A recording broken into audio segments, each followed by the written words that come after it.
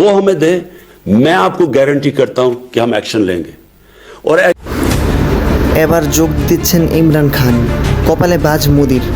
বিশ্ব রাজনীতিতে নতুন চমক। সাবেক প্রাক প্রধানমন্ত্রী ইমরান খান হঠাৎ করেই ঘোষণা দিলেন, আমি এখন যোগ দিতে চাই ভারতের লোকসভা নির্বাচনে।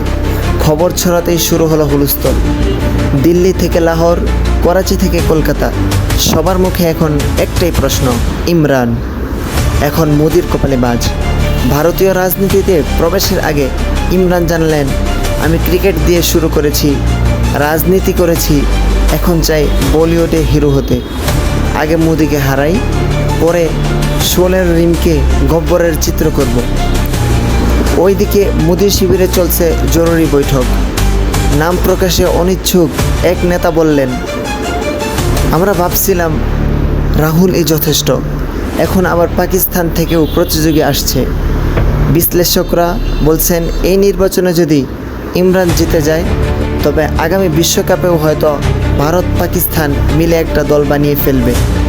এখন দেখার বিষয়, মোদির কপালে আসলেই বাজ নামে না বাজ পাখি উড়ে যায়।